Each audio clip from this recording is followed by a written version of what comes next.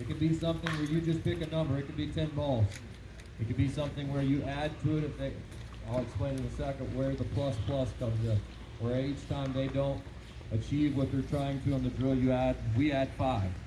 So for us, it's going to be 2 people on that side. Boomer, will you jump in? Show them your skills real quick. So Wyatt's goal, this is working on forehands, finding your forehand. Okay?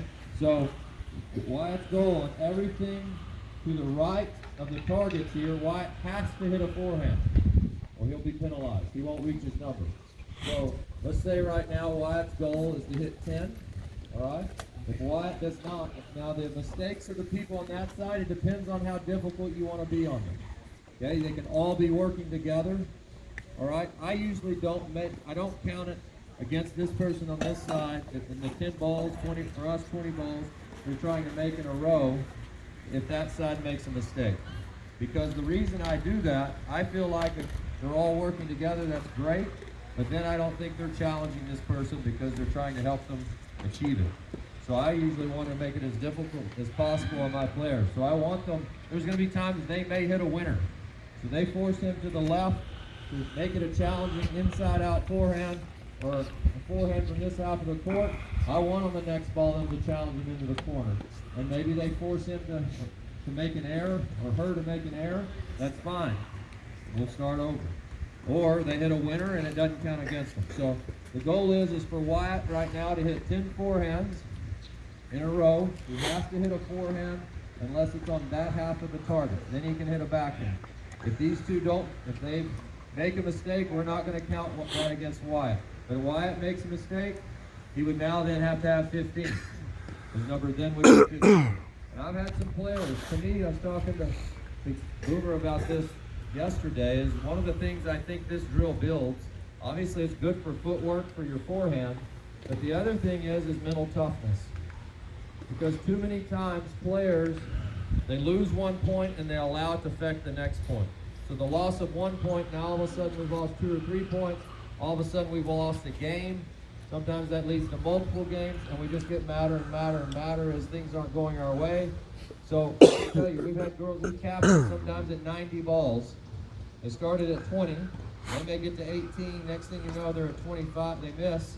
They're 25. Then they miss the 3rd or 4th ball because they're upset about missing at 18 when they almost got to 20. Now that we're at 30. Then they're more mad. Now we're at 35. And they're, at some point, this drill could take literally a few minutes, rotate between your 3 people, or it could take an hour.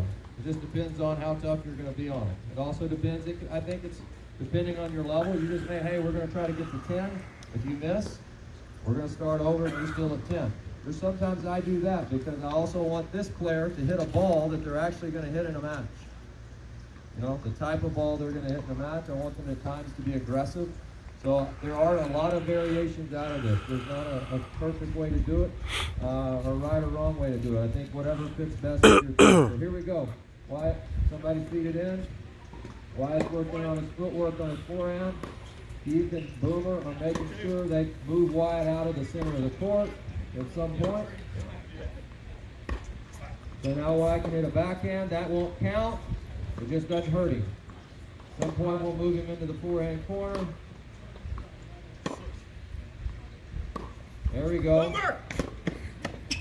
Yeah, that's right. Since Keith didn't move, that doesn't hurt Boomer. I mean, hurt Wyatt.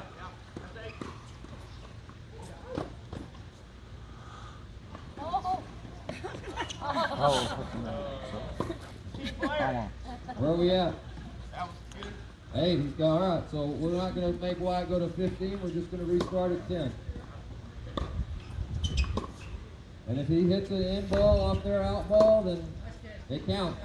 I can't hear their team really encouraging Wyatt with his number right now. Maybe you're not intentionally playing to the backhand.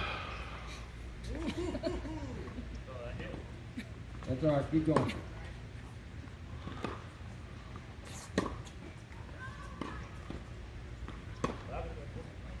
Yeah, that what you would probably had to start over since you didn't attempt the forehand.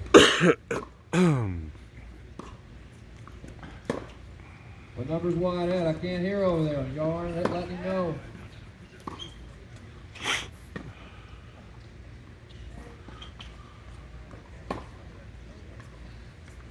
All right, we'll stop it here.